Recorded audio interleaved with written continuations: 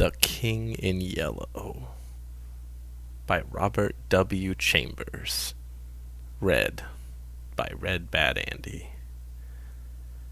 Along the shore the cloud waves break, the twin suns sink behind the lake, the shadows lengthen in Carcosa. Strange is the night where black stars rise, and strange moons circle through the skies, but stranger still is lost Carcosa. Songs that the Hyades shall sing, where flap the tatters of the king, must die unheard in dim Carcosa. Song of my soul, my voice is dead.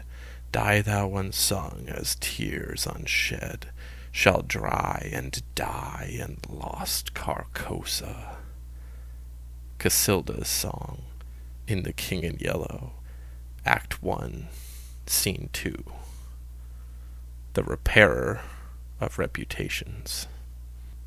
1.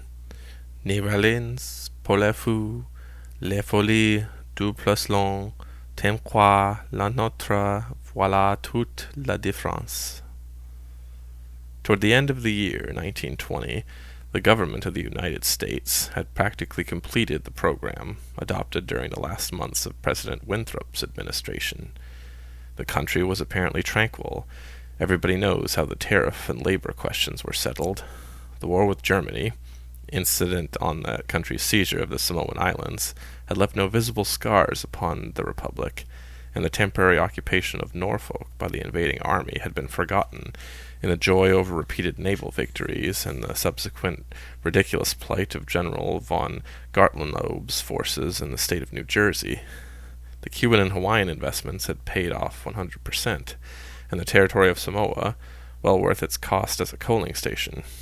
The country was in a superb state of defense. Every coast city had been well supplied with land fortifications. The army, under the parental eye of the general staff, organized according to the Prussian system, had been increased to 300,000 men, with a territorial reserve of 1,000,000, and 6 magnificent squadrons of cruisers and battleships patrolled the 6 stations of the navigable seas, leaving a steam reserve amply fitted to control home waters.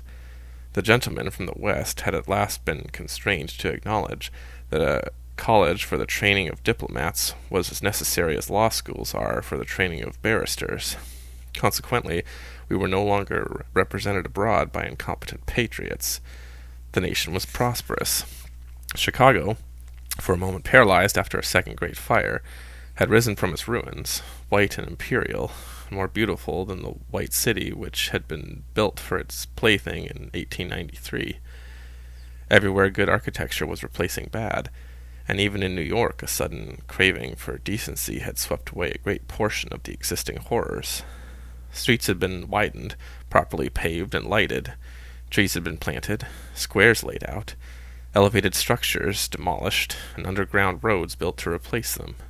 The new government buildings and barracks were fine bits of architecture, and the long system of stone quays which completely surrounded the island had been turned into parks which proved a godsend to the population. The subsidizing of the State Theater and State Opera brought its own reward. The United States National Academy of Design was much like European in situations of the same kind. Nobody envied the Secretary of Fine Arts either his cabinet position or his portfolio.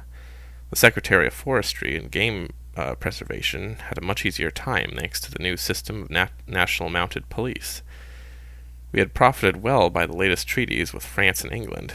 The exclusion of foreign-born Jews as a measure of national self-preservation, the settlement of the new independent Negro state of Swansea and the checking of immigration, the new laws concerning naturalization and the gradual centralization of power in the executive all contributed to the national calm and prosperity.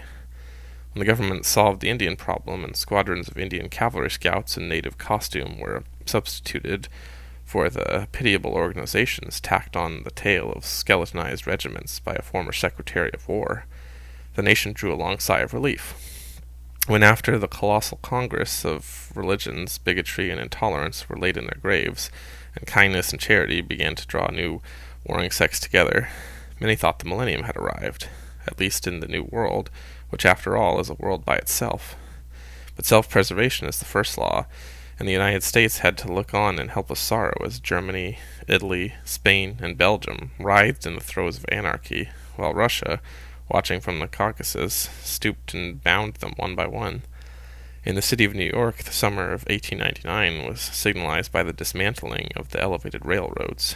The summer of 1900 will live in the memories of New York people for many a cycle. The Dodge statue was removed in that year, and the following winter began that agitation for a repeal of laws prohibiting suicide, which bore its final fruit in the month of April 1920, when the first government lethal chamber was opened on Washington Square. I had walked down that day from Dr. Archer's house on Madison Avenue, where I had been as a mere formality.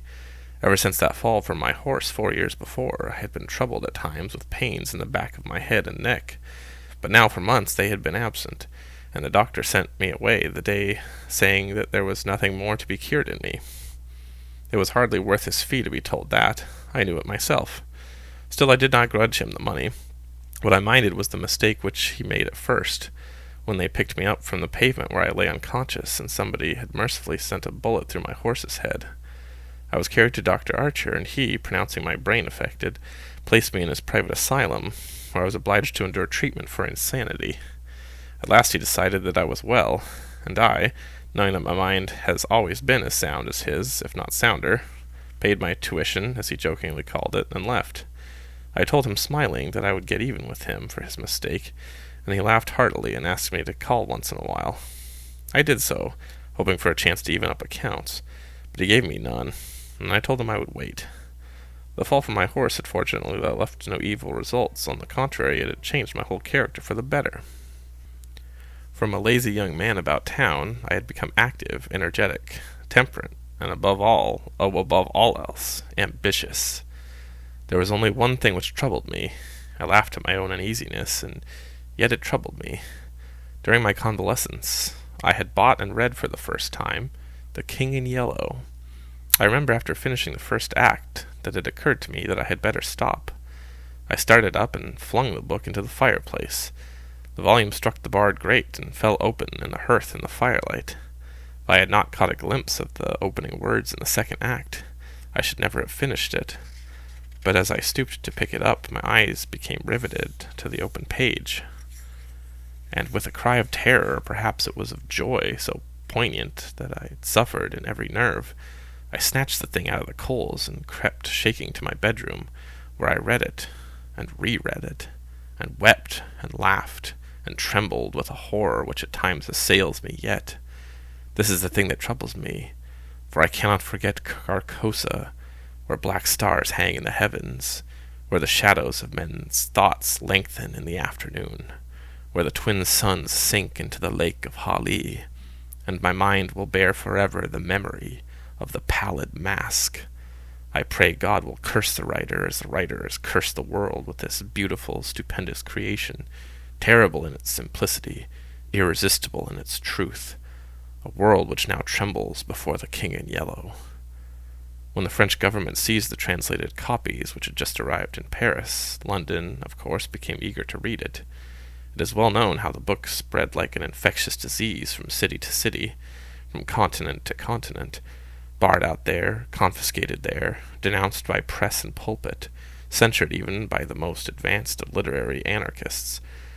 No definite principles had been violated in those wicked pages, no doctrine promulgated, no convictions outraged. It could not be judged by any known standard, yet although it was acknowledged that the supreme note of art had been struck in The King of Yellow, all felt the human nature could not bear the strain, nor thrive on words in which the essence of purest poison lurked. The very banality and innocence of the first act only allowed the blow to fall afterward with more awful effect. It was, I remember, the 13th day of April, 1920. That was the first government lethal chamber was established on the south side of Washington Square, between Wooster Street and South Fifth Avenue. The block, which had formerly consisted of a lot of shabby old buildings used as cafes and restaurants for foreigners, had been acquired by the government in the winter of 1898. The French and Italian cafes and restaurants were torn down. The whole block was enclosed by a gilded iron railing, and converted into a lovely garden with lawns, flowers, and fountains. In the center of the garden stood a small white building. severely classical in architecture, and surrounded by thickets of flowers. 6 Ionic columns supported the roof, and for the single door was of bronze. A splendid marble group of the Fates stood before the door, the work of a young American sculptor, Boris Yavain, who had died in Paris when he was only 23 years old. The inauguration ceremonies were in progress as I crossed University Place and entered the square. I threaded my way through the silent throngs of spectators, but was stopped at 4th Street by a cordon of police. A regiment of United States Lancers were drawn up in a hollow square round the lethal chamber. On a raised tribune facing Washington Park stood the governor of New York, and behind him were grouped the mayor of Greater New York and Brooklyn, the inspector general of police, the commandant of the state troops, Colonel Livingston, military aide to the President of the United States, General Blount, commander at Governor's Island, Major General Hamilton, commanding the garrison of New York and Brooklyn, Admiral Buffby of the fleet in the North River, Surgeon General Lansford, the staff of the National Free Hospital, Senator Weiss and Franklin of New York, and the Commissioner of Public Works. The tribune was surrounded by a squadron of hussars of the National Guard.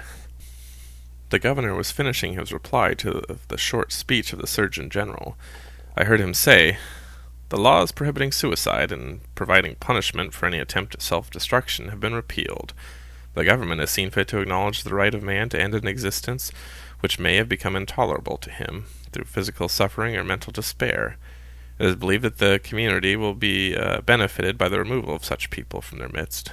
Since the passage of this law, the number of suicides in the United States has not increased. Now the government has determined to establish a lethal chamber in every city, town, and village in the country. It remains to be seen whether or not that class of human creatures from whose desponding ranks new victims of self-destruction fall daily will accept the relief thus provided." He paused and turned to the white lethal chamber. The silence in the street was absolute. There a painless death awaits him who can no longer bear the sorrows of this life. If death is welcome, let him seek it there. Then, quickly turning to the military aide of the President's household, he said, "I declare the lethal chamber open." And again, facing the vast crowd, he cried in a clear voice, "Citizens of New York and of the United States of America, through me, the government declares the lethal chamber to be open."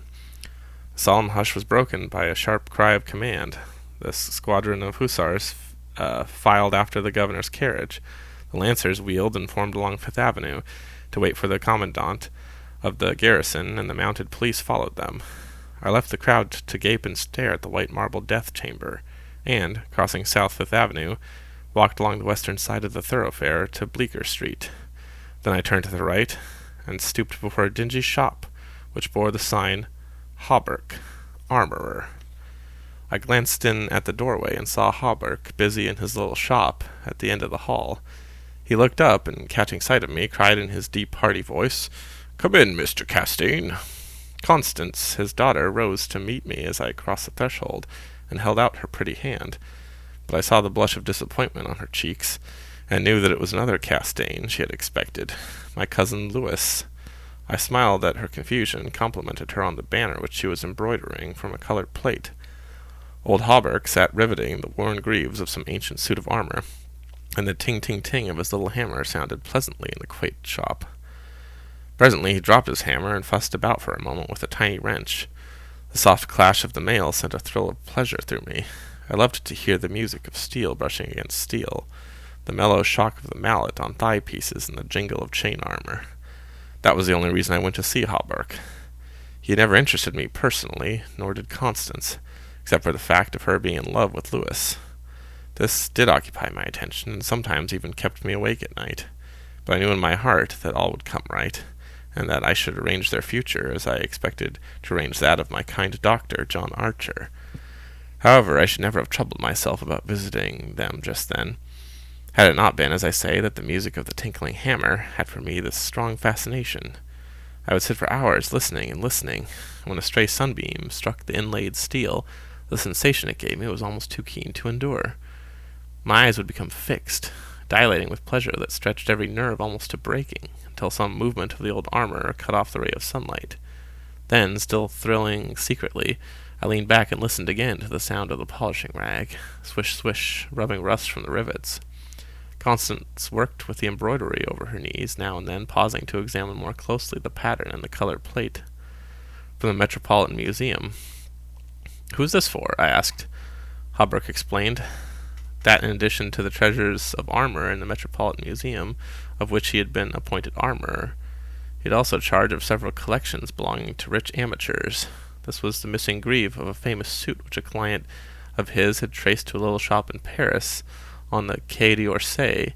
He, Hawberk, had negotiated for and secured the greave, and now the suit was complete. He laid down his hammer and read me the history of the suit, traced since 1450, from owner to owner until it had been acquired by Thomas Stainbridge. When his superb collection was sold, this client of Hawberk's bought the suit, and since then the search for the missing greave had been pushed until it was, almost by accident, located in Paris. Did you continue this search so persistently without any certainty of the greave being still in existence? I demanded. Of course, he replied coolly. Then for the first time I took personal interest in Hawberk. It was worth something to you? I ventured. No, he replied, laughing. My pleasure in finding it was my reward. Have you no ambition to be rich? I asked, smiling. My one ambition is to be the best armorer in the world, he answered gravely. Constance asked me if I had seen the ceremonies at the Lethal Chamber. She herself had noticed cavalry passing up Broadway that morning, and had wished to see the inauguration, but her father wanted the banner finished, and she had stayed at his request. Did you see your cousin, Mr. Castaigne, there? She asked with the slightest tremor in her soft eyelashes. No, I replied carelessly. Lewis's regiment is maneuvering out in Westchester County. I rose and picked up my hat and my cane. Are you going upstairs to see the lunatic again? Laughed old Hawberk. If Hawberk knew how I loathe the word lunatic, he would never use it in my presence. It rouses certain feelings within me which I do not care to explain. However, I answered him quietly. I think I shall drop in and see Mr. Wilde for a moment or two. Poor fellow, said Constance with a shake of her head. Must be hard to live alone year after year, poor, crippled, and almost demented. It's very good of you, Mr. Castaigne, to visit him as often as you do. I think he is vicious, observed Hawberk, beginning again with the hammer. I listened to the golden tinkle of the greave plates. When he had finished, I replied, No, he is not vicious, nor is he in the least demented. His mind is a wonder chamber from which he can extract treasures that you and I would give years of our life to acquire. Hawberk laughed. I continued a little impatiently. He knows history as no one else could know it. Nothing, however trivial, escapes his search, and his memory is so absolute, so precise in details, that were it known in New York that such a man existed, the people could not honor him enough. Nonsense, muttered Hawberk, searching on the floor for a fallen rivet. Is it nonsense? I asked, managing to suppress what I felt. Is it nonsense when he says that the tassets and cuissards of the enamelled suit of armor, commonly known as the Prince's Emblazoned, can be found among a mass of rusty theatrical properties, broken stoves, and rag-pickers' refuse in a garret in Pell Street? Hawberk's hammer fell to the ground, but he picked it up and asked with a great deal of calm how I knew that the tassets and left cuissard were missing from the Prince's Emblazoned. I did not know until Mr. Wilde mentioned it to me the other day. He said that they were in the garret of 998 Pell Street. Nonsense, he cried, but I noticed his hand trembling under his leather apron. Is this nonsense too? I asked pleasantly. Is it nonsense when Mr. Wilde continually speaks of you as the Mark of Avonshire, and of Miss Constance? I did not finish, for Constance had started to her feet with terror written on every feature. Hawberk looked at me and slowly smoothed his leather apron. That is impossible, he observed. Mr. Wilde may know a great many things. About armor, for instance, and the Prince's Emblazoned, I interposed, smiling. Yes, he continued slowly, about armor also. Maybe, but he is wrong in regard to the Marquis of Avonshire, who, as you know, killed his wife's traducer years ago and went to Australia, where he did not long survive his wife. Mr. Wilde is wrong, murmured Constance. Her lips were blanched, but her voice was sweet and calm. Let us agree, if you please, that in this one circumstance, Mr. Wilde is wrong, I said. 2. I climbed the 3 dilapidated flights of stairs, which I had so often climbed before, and knocked at a small door at the end of the corridor. Mr. Wilde opened the door, and I walked in. When he had double-locked the door and pushed a heavy chest against it, he came and sat down beside me, peering up into my face with his little light-colored eyes. Half a dozen new scratches covered his nose and cheeks, and the silver wires which had supported his artificial ears had become displaced. I thought I had never seen him so hideously fascinating. He had no ears. The artificial ones, which now stood out at an angle from the fine wire, were his one weakness. They were made of wax and painted a shell pink, but the rest of his face was yellow. He might better have reveled in the luxury of some artificial fingers for his left hand, which was absolutely fingerless, but it seemed to cause him no inconvenience. And he was satisfied with his wax ears. He was very small, scarcely higher than a child of 10, but his arms were magnificently developed, and his thighs as thick as any athlete's. Still, the most remarkable thing about Mr. Wilde was that a man of his marvelous intelligence and knowledge should have such a head. It was flat and pointed, like the head of many of those unfortunates who people imprison in asylums for the weak-minded. Many called him insane, but I knew him to be as sane as I was. I could not deny that he was eccentric. The mania he had for keeping that cat and teasing her until she flew at his face like a demon was certainly eccentric. I never could understand why he kept that creature, nor what pleasure he found in shutting himself up in his room with this surly, vicious beast. I remember once glancing up from the manuscript I was studying by the light of some tallow dips, and seeing Mr. Wilde squatting motionless on his high chair, his eyes fairly blazing with excitement, while the cat, which had risen up from her place before the stove, came creeping across the floor right at him. I could barely move before she flattened her belly to the ground, crouched, trembled, and sprang into his face, howling and foaming. They rolled over and over on the floor, scratching and clawing until the cat screamed and fled under the cabinet. And Mr. Wilde turned over on his back, his limbs contracting and curling up like the legs of a dying spider. He was eccentric. Mr. Wilde had climbed into his high chair, and after studying my face, picked up a dog-eared ledger and opened it.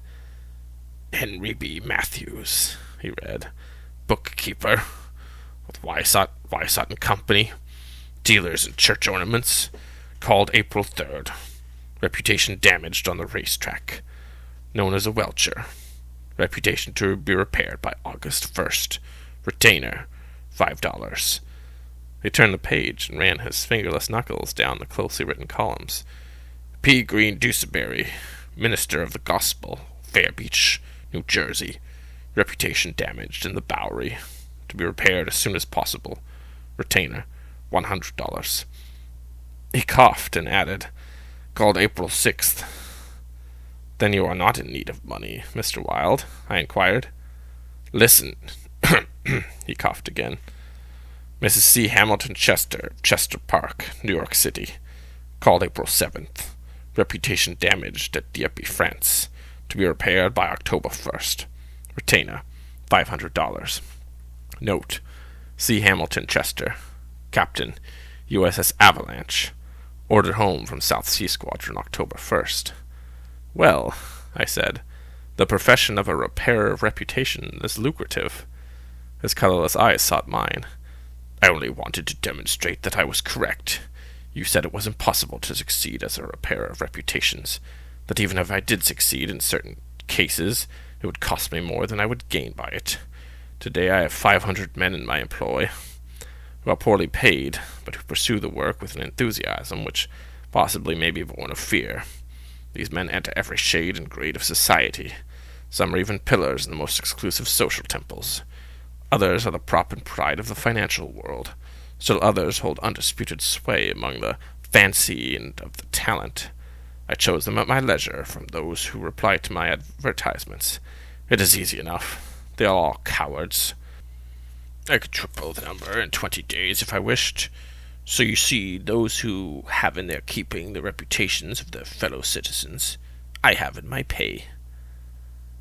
"They may turn on you," I suggested. He rubbed his thumb over his cropped ears and adjusted the wax substitutes. "I think not," he murmured thoughtfully. "I seldom have to apply the whip, and then only once. Besides, they like their wages." How do you apply the whip? I demanded. His face for a moment was awful to look upon. His eyes dwindled to a pair of green sparks. I invite them to come and have a little chat with me, he said in a soft voice. A knock at the door interrupted him, and his face resumed its amiable expression. Who is it? He inquired. Mr. Stelet, was the answer. Come tomorrow, replied Mr. Wilde. Impossible, began the other, but he was silenced by a sort of bark from Mr. Wilde. Come tomorrow, he repeated. We heard somebody move away from the door and turn the corner by the stairway. Who is that? I asked. Arnold Stelet, owner and editor-in-chief of the great New York Daily. He drummed on the ledger with his fingerless hand, adding, I pay him very badly, but he thinks it's a good bargain. Arnold Stelet? I repeated, amazed. Yes, said Mr. Wilde, with a self-satisfied cough. The cat, which had entered the room as he spoke, hesitated, looked up at him, and snarled. He climbed down from the chair, and squatting on the floor, took the creature into his arms and caressed her. The cat ceased snarling and presently began loud purring, which seemed to increase in timbre as he stroked her. What are the notes? I asked. He pointed to the table. For the 100th time I picked up the bundle of manuscript entitled The Imperial Dynasty of America. One by one I studied the well-worn pages, worn only by my own handling, and although I knew it all by heart from the beginning, when from Carcosa, the Hyades, Hastur, and Aldebaran, to Castaigne, Louis de Calvados, born December 19th, 1877, I read it with an eager, rapt attention, pausing to repeat parts of it aloud, and dwelling especially on Hildred de Calvados, only son of Hildred Castaigne and Edith, Landis Castaigne, first in succession, etc., etc. When I finished, Mr. Wilde nodded and coughed. Speaking of your legitimate ambition, he said, how do Constance and Louis get along? She loves him, I simply replied. The cat on his knee suddenly turned and struck at his eyes, and he flung her off and climbed onto the chair opposite me. And Dr. Archer? But what's the matter? You can settle any time as you wish, he added. Yes, I replied. Dr. Archer can wait. But it is time I saw my cousin Louis. It is time, he repeated. Then he took another ledger from the table and ran over the leaves rapidly. We are now in communication with 10,000 men, he muttered. We can count on 100,000 within the first 28 hours, and in 48 hours the states will rise en masse. The country follows the state, and the portion that will not, I mean California and the Northwest, might better never have been inhabited. I shall not send them the yellow sign. The blood rushed to my head, but I only answered, A new broom sweeps clean. The ambition of Caesar and of Napoleon pales before that which could not rest until it had seized the minds of men and controlled even their unborn thoughts, said Mr. Wilde. You are speaking of the King in Yellow, I groaned with a shudder. He is king whom emperors have served. I am content to serve him, I replied. Mr. Wilde sat rubbing his ears with his crippled hand. Perhaps Constance does not love him, he suggested. I started to reply, but with a sudden burst of military music from the street below drowned my voice. The 20th Dragoon Regiment, formerly in garrison at Mount St. Vincent, was returning from the maneuvers in Westchester County to its new barracks on East Washington Square. It was my cousin's regiment. They were a fine lot of fellows in their pale blue, tight-fitting jackets, jaunty busbies, and white riding breeches, with the double yellow stripe into which their limbs seemed molded. Every other squadron was armed with lances, from the metal points of which fluttered yellow and white pennons. The band passed, playing the regimental march. Then came the colonel and staff, the horses, crowding and trampling, while their heads bobbed in unison, and the pennons fluttered from their lance points. The troopers who rode with the beautiful English seat looked down as berries from their bloodless campaigns among the farms of Westchester, and the music of their saber rattling against the stirrups and the jingle of spurs and carbines was delightful to me. I saw Louis riding with his squadron. He was as handsome an officer as I have ever seen. Mr. Wilde, who had mounted a chair by the window, saw him too, but said nothing. Louis turned and looked straight at Hawberk's shop as he passed, and I could see the flush on his brown cheeks. I think Constance must have been at the window. When the last troopers had clattered by, and the last pennons vanished into South Fifth Avenue, Mr. Wilde clambered out of his chair and dragged the chest away from the door. "Yes," he said, "it is time that you saw your cousin, Lewis." He unlocked the door, and I picked up my hat and stick and stepped into the corridor. The stairs were dark. Groping about, I set my foot on something soft, which snarled and spit.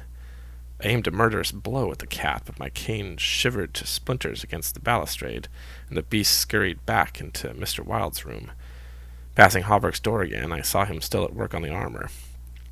But I did not stop, stepping out onto Bleecker Street.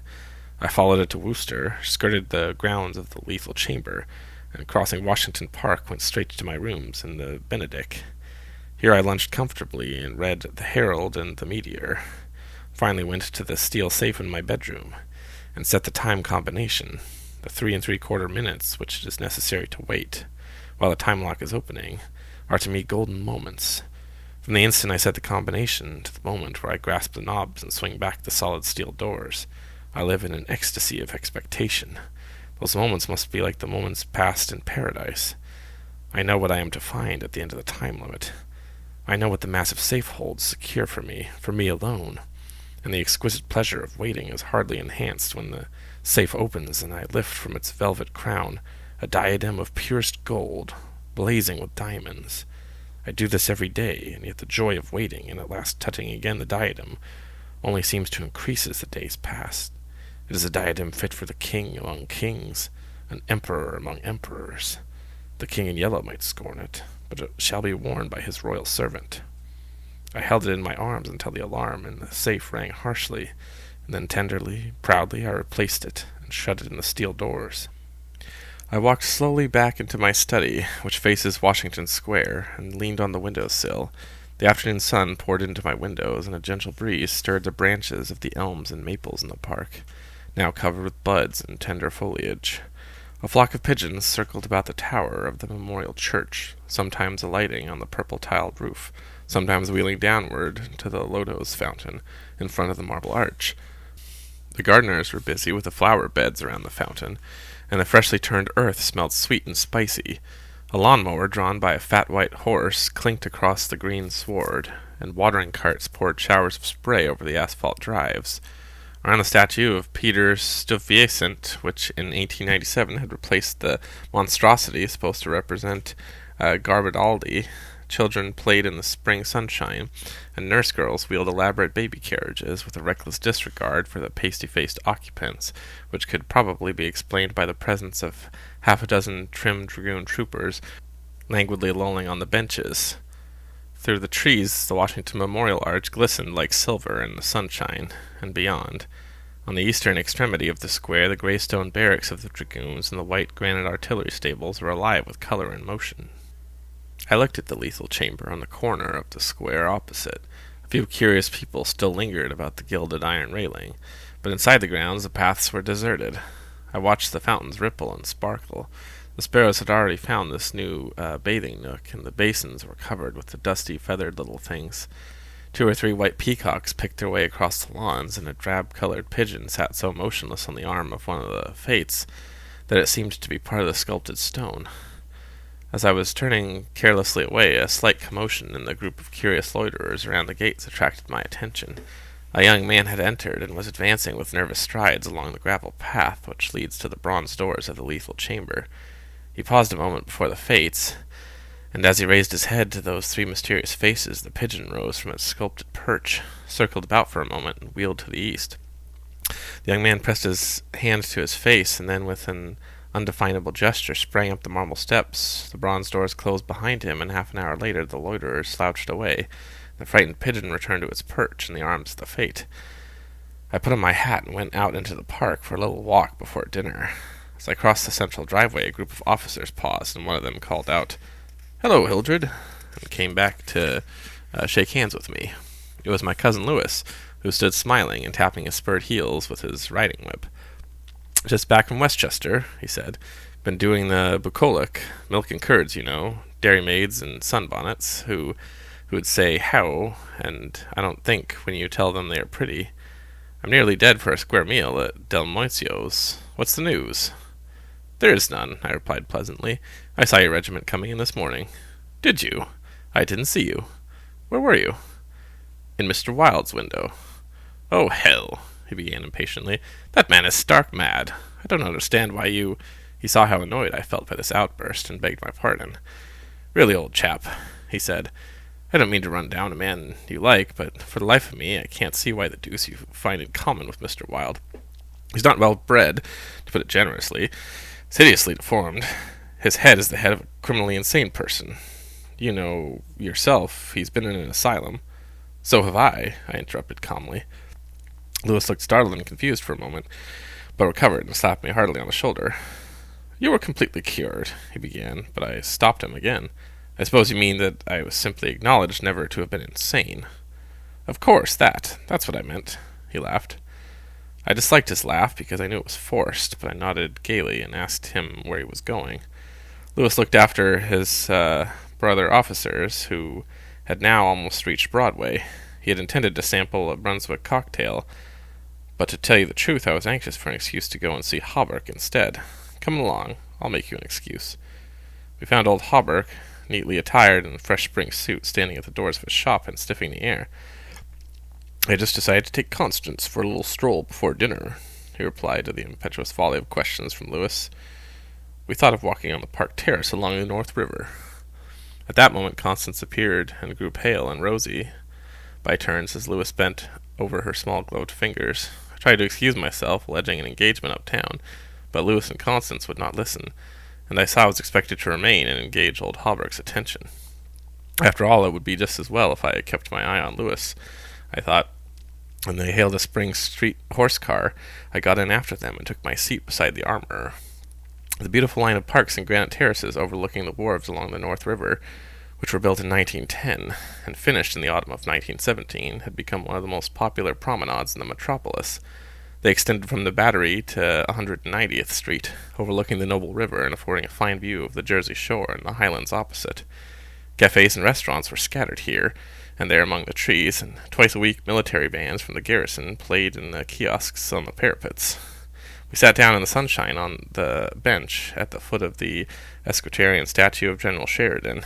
Constance tipped her sunshade to shield her eyes, and she and Lewis began a murmuring conversation which was impossible to catch.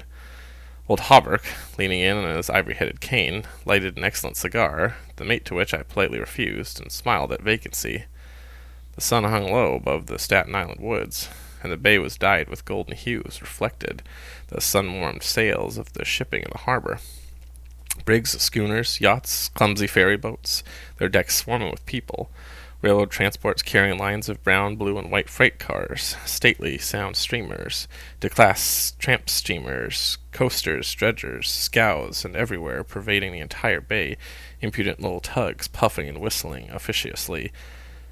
These were the crafts which churned the sunlight waters as far as the eye could reach.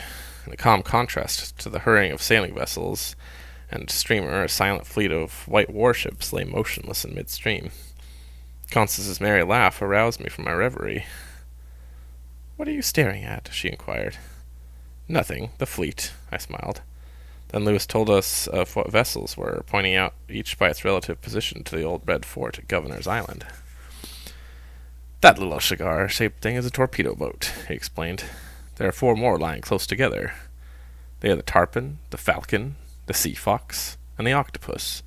The gunboats just above are the Princeton, the Champlain, the Stillwater, and the Erie. Next to them lie the cruisers, Farragut and Los Angeles, and above them the battleships of California and Dakota, and the Washington, which is the flagship. Those 2 squatty-looking chunks of metal were the anchored there off Castle William, are the double-turreted Monitors, terrible and magnificent. Behind them lies the ram, Ocelio." Constance looked at him with deep approval in her beautiful eyes. "What loads of things you know for being a soldier," she said, and we all joined in the laugh which followed. Presently Lewis rose with a nod to us and offered his arm to Constance, and they strolled away along the river wall. Hawberk watched them for a moment and then turned to me. "Mr. Wilde was right," he said. "I have found the missing tassets and left Cusiard of Princes Emblazoned in a vile old junk garret in Pell Street." 998? I inquired with a smile. "Yes." "Mr. Wilde is a very intelligent man." I observed. I want to give him the credit for the most important discovery, continued Hawberk, and I intend it shall be known that he is entitled to the fame of it. He won't thank you for that, I answered sharply. Please say nothing about it. Do you know what it is worth? Said Hawberk. No. $50, perhaps. It is valued at $500, but the owner of the Princess Emblazoned will give $2,000 to the person who completes this suit. That reward also belongs to Mr. Wilde. He doesn't want it. He refuses it, I answered angrily. What do you know about Mr. Wilde? He doesn't need the money. He is rich, or will be richer than any living man except myself. What will we care for money then? What will we care, he and I, when what? Demanded Hawberk, astonished. You will see, I replied on my guard again. He looked at me narrowly, much as Dr. Archer used to, and I knew he thought I was mentally unsound. Perhaps it was fortunate for him that he did not use the word lunatic just then. No, I replied to his unspoken thought. I am not mentally weak. My mind is as healthy as Mr. Wilde's. I do not care to explain just yet what I have on hand, but it is an investment which will pay more than mere gold, silver, and precious stones.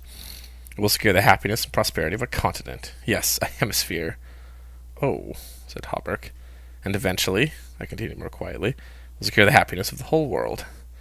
And incidentally, your own happiness and prosperity as well as Mr. Wilde's. Exactly, I smiled. But I could have throttled him for taking that tone. He looked at me in silence for a while, and then said very gently, Why don't you give up your books and studies, Mr. Castaigne? Take a tramp among the mountains, somewhere or other. You used to be fond of fishing. Take a cast or two at the trout and the Rangleys. I don't care for fishing any more, I answered, without a shade of annoyance in my voice. You used to be fond of everything, he continued. Athletics, yachting, shooting, riding. I have never cared to ride since my fall, I said quietly. Ah, yes, your fall, he repeated, looking away from me. I thought this nonsense had gone on far enough, so I brought the conversation back to Mr. Wilde, but he was scanning my face again in a manner highly offensive to me. Mr. Wilde, he repeated. Do you know what he did this afternoon? He came downstairs and nailed a sign over the hall door next to mine. It read, Mr. Wilde, Repairer of Reputations, 3D Bell. Do you know what a repair of reputations can be? I do, I replied, suppressing the rage within.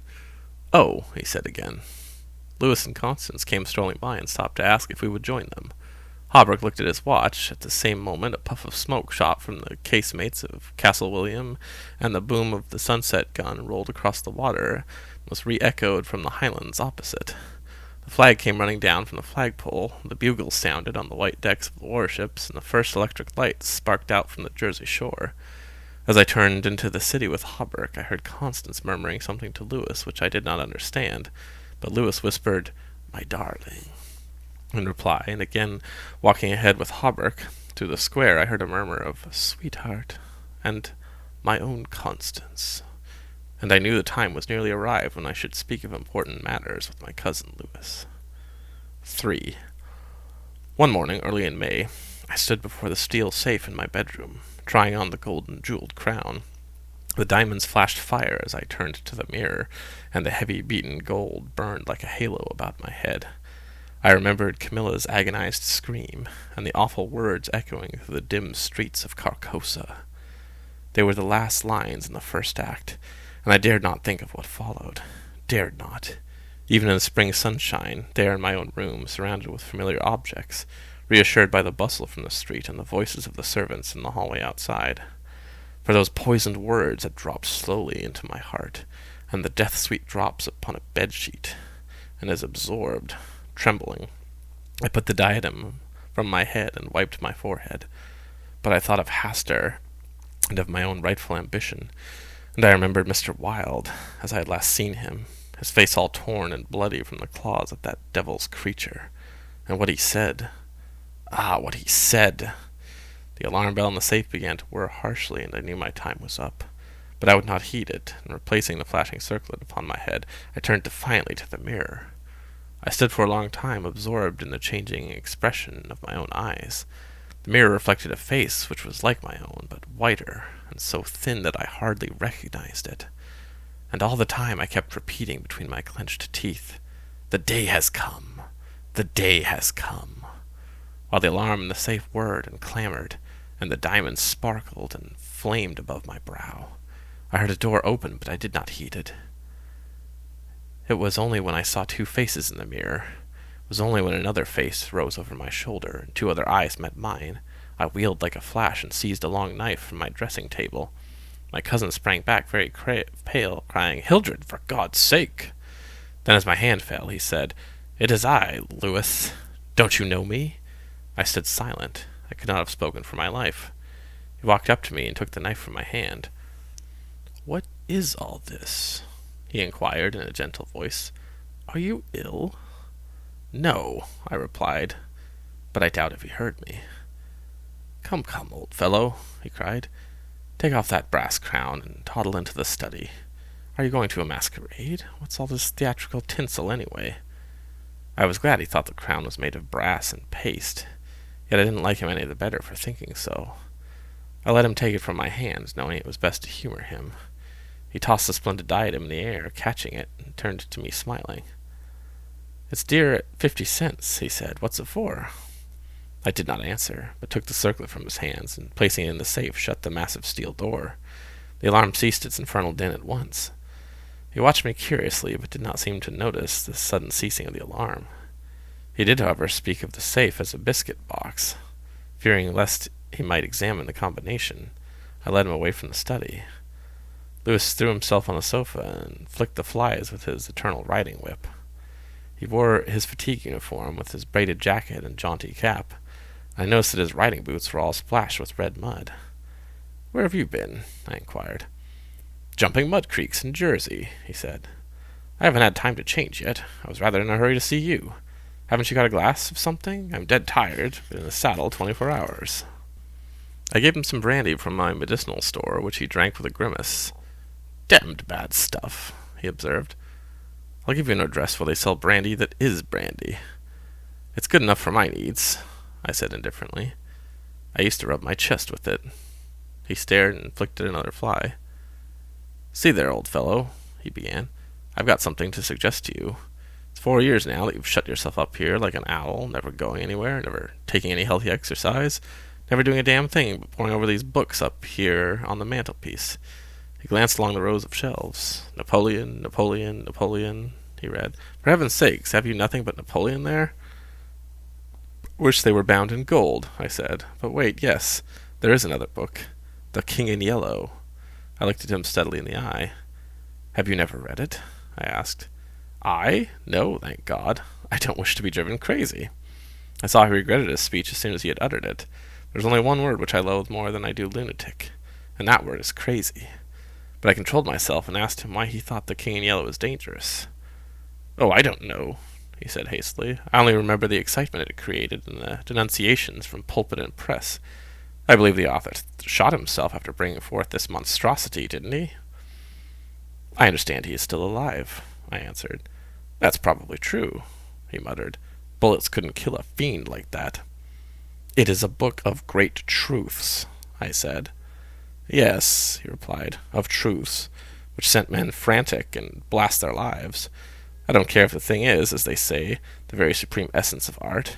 It's a crime to have written it, and I, for one, shall never open its pages."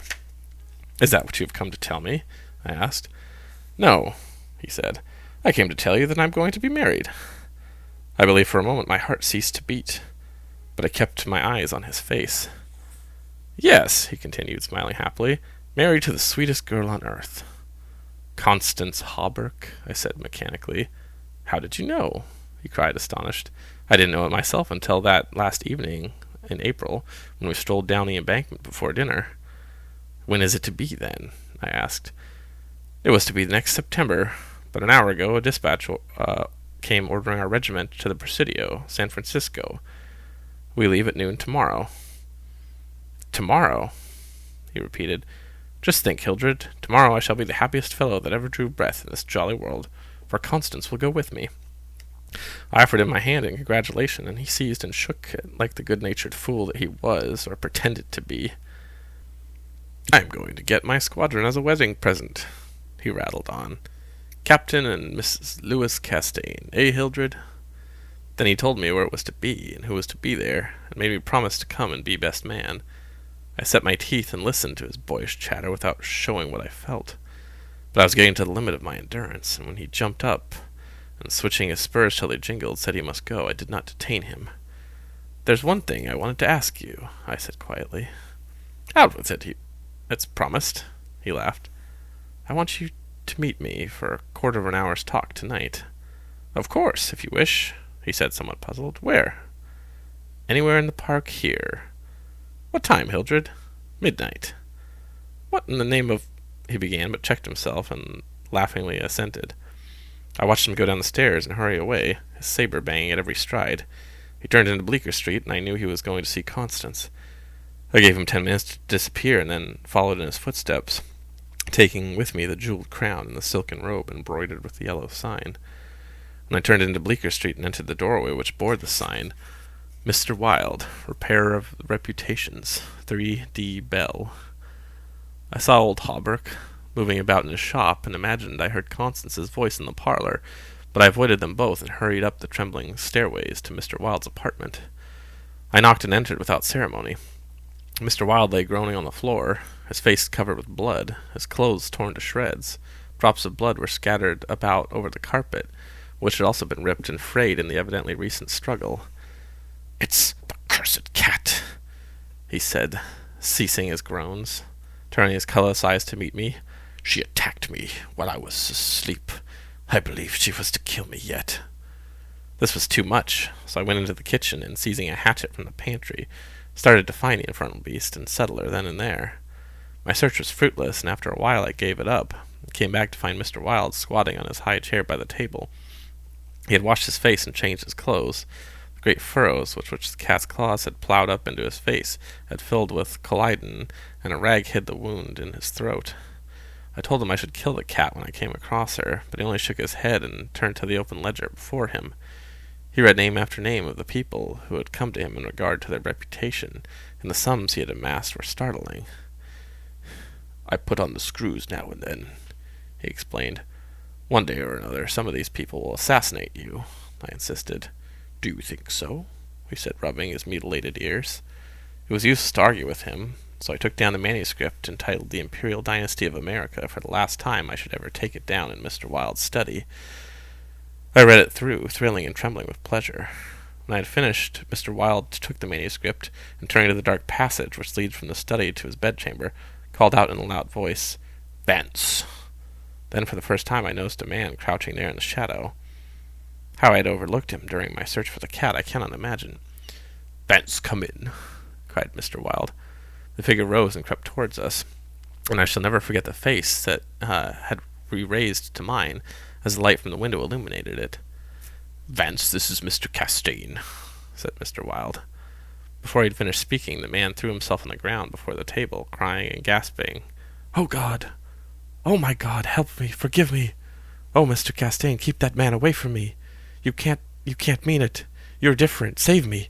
I am broken down! I was in a madhouse, and now, when all was coming right, when I had forgotten the king in yellow, but I shall go mad again! I shall go mad!" His voice died into a choking rattle, for Mr. Wilde had leapt on him, and his right hand encircled the man's throat. When Vance fell in a heap on the floor, Mr. Wilde clambered nimbly into his chair again, and rubbing his mangled ears with the stump of his hand, turned to me, and asked me for the ledger. I wrenched it down from the shelf, and he opened it. After a moment searching among the beautifully written pages, he coughed commonplacely and pointed to the name Vance. "Vance," he read aloud. "Osgood Oswald Vance." At the sound of his name, the man on the floor raised his head and turned a convulsed face to Mr. Wilde. His eyes were injected with blood, and his lips tumefied. "Called April 28th, continued Mr. Wilde. "Occupation cashier in the Seaforth National Bank. Has served a term of forgery at Sing Song, from whence he was transferred to the asylum for the criminal insane. Pardoned by the governor of New York and discharged from the asylum January 19th, 1918. Reputation damaged at Sheepshead Bay. Rumors that he lives beyond his income. Reputation can be repaired at once. Retainer, $1,500. Note, has embezzled sums amounting to $30,000 since March 20th, 1919.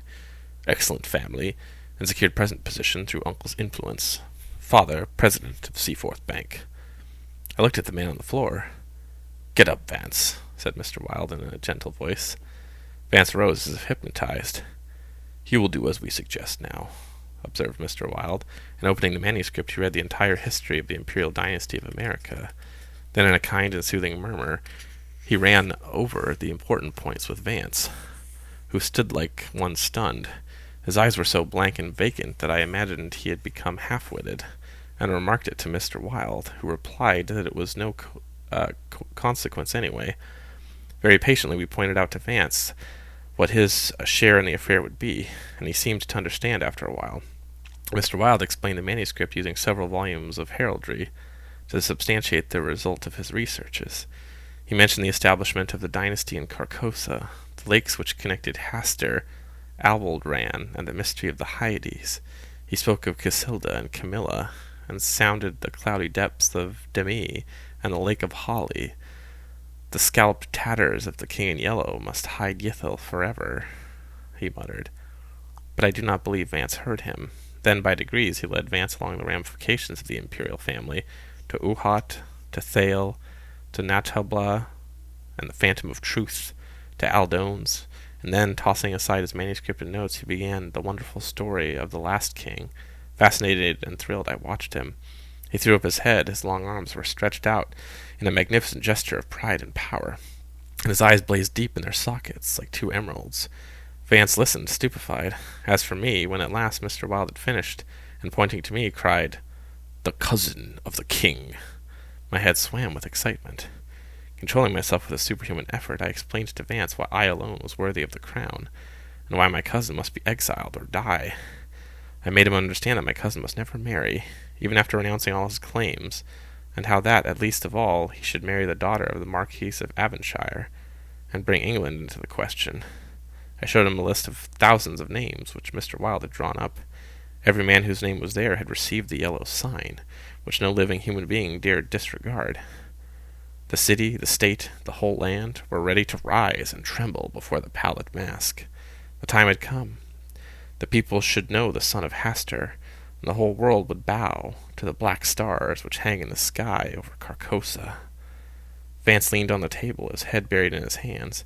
Mr. Wilde drew a rough sketch on the margin of yesterday's Herald with a bit of lead pencil. It was a plan of Hawberk's rooms. Then he wrote out the order, and I affixed the seal, and shaking like a palsied man, I signed the first writ of execution with my name, Hildred Rex. Mr. Wilde clambered to the floor, and unlocking the cabinet, took a long square box from the first shelf. Then he brought it to the table and opened. A new knife lay in the tissue paper inside, and I picked it up and handed it to Vance, along with the order and the plan of Hawberk's apartment. Then Mr. Wilde told Vance he could go, and he went, shambling like an outcast of the slums. I sat for a while watching the daylight fade behind the square tower in the Judson Memorial Church, and finally gathering up the manuscript and notes, took my hat and started for the door. Mr. Wilde watched me in silence. When I had stepped into the hall, I looked back. Mr. Wilde's small eyes were still fixed on me. Behind him the shadows gathered in the fading light. Then I closed the door behind me and went out into the darkening streets. I had eaten nothing since breakfast, but I was not hungry. A wretched, half-starved creature who stood looking across the street to the lethal chamber noticed me, and came up to tell me a tale of misery. I gave him money, I don't know why, and he went away without thanking me. An hour later another outcast approached and whined his story. I had a blank bit of paper in my pocket, on which was traced the yellow sign. I handed it to him. He looked up at it stupidly for a moment, and with an uncertain glance at me, folded it with what seemed like exaggerated care, and placed it in his bosom.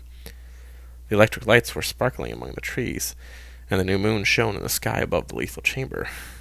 It was tiresome waiting in the square. I wandered from the Marble Arch to the artillery stables, and back again to the lotus fountain. The flowers and grass exhaled a fragrance which troubled me. The jet of the fountain played in the moonlight, and the musical splash of falling drops reminded me of the tinkle of chained mail in Hawberk's shop. But it was not so fascinating, and the dull sparkle of the moonlight on the water brought no such sensations of exquisite pleasure as when the sunshine played over the polished steel on the corselet on Hawberk's knee. I watched the bats darting and turning above the water plants in the fountain basin, but their rapid, jerky flight set my nerves on edge. and I went away to walk aimlessly to and fro among the trees. The artillery stables were dark, but in the cavalry barracks of the officers' windows were brilliantly lighted, and the sally port was constantly filled with troopers in fatigues, carrying straw and harness and baskets filled with tin dishes. Twice the mounted sentry at the gates was changed while I wandered up and down the asphalt walk.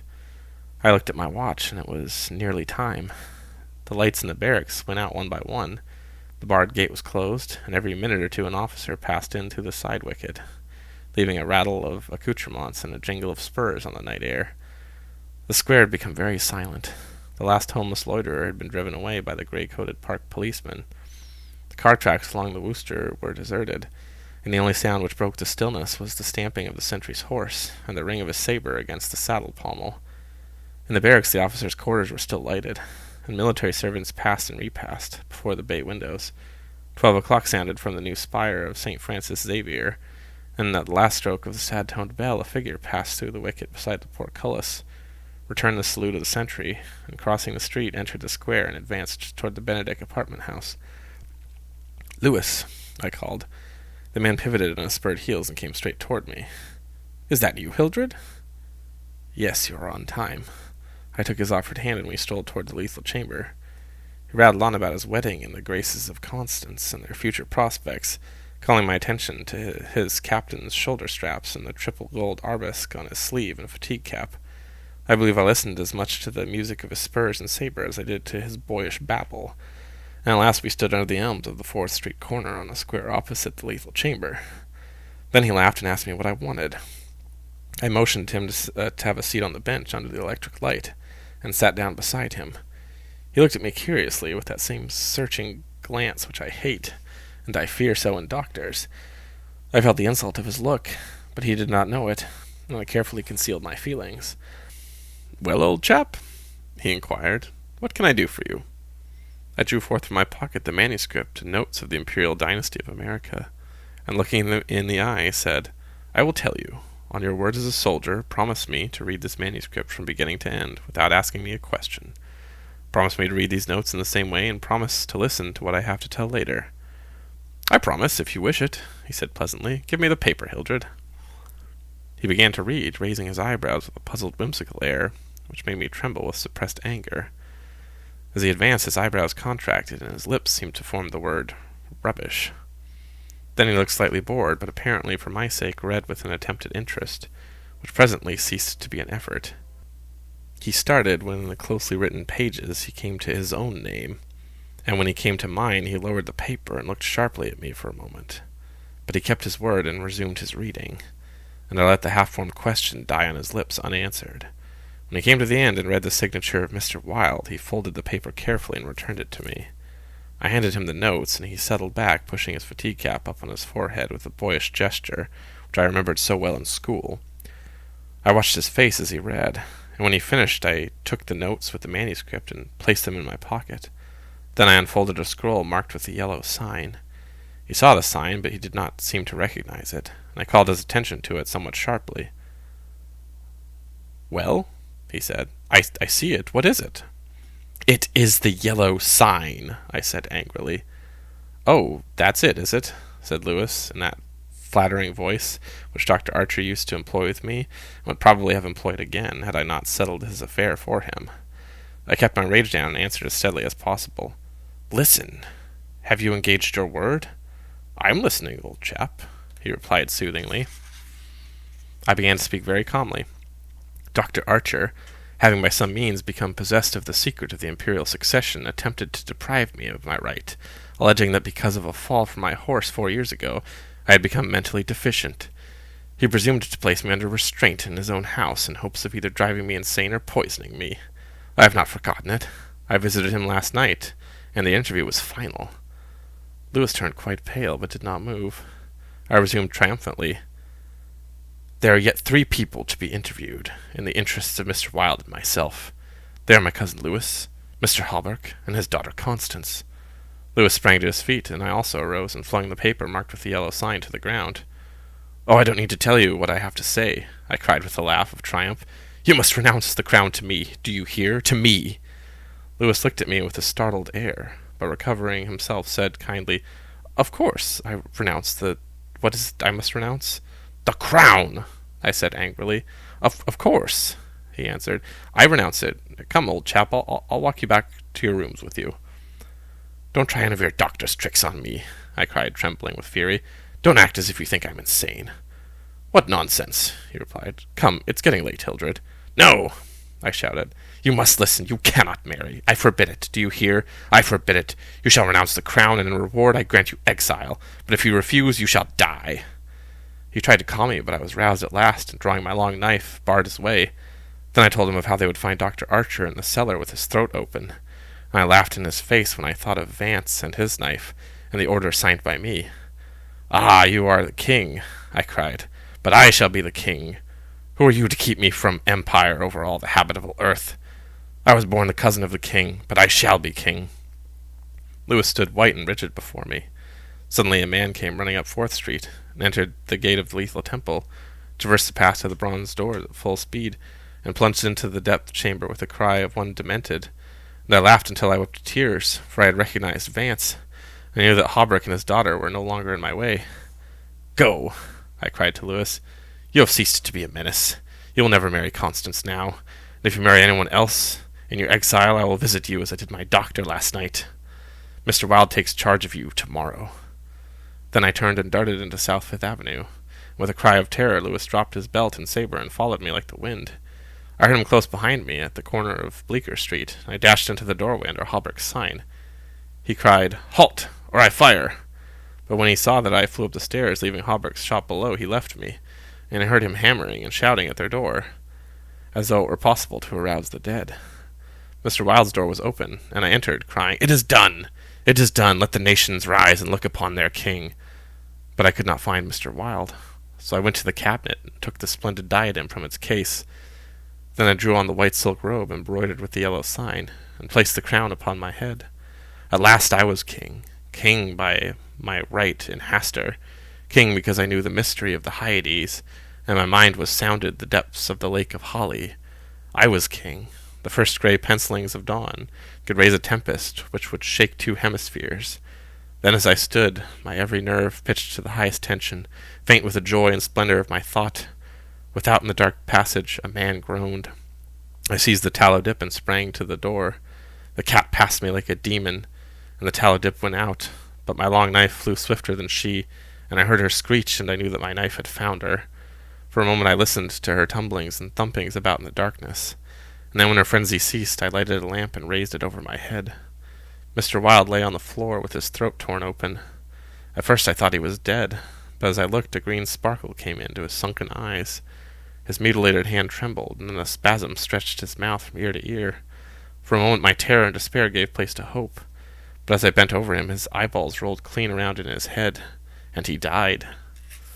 Then, while he stood transfixed with rage and despair, seeing my crown, my empire, every hope and every ambition, my very life lying prostrate there with the dead master, they came, seized me from behind, and bound me until my veins stood out like cords, and my voice failed with the paroxysms of my frenzied screams.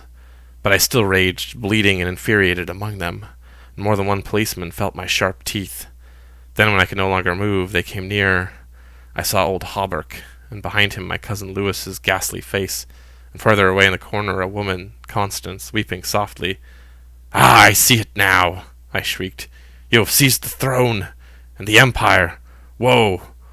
Woe to you who are crowned with the crown of the King in Yellow!" Editor's note: Mr. Castaigne died yesterday in the asylum for the criminally insane.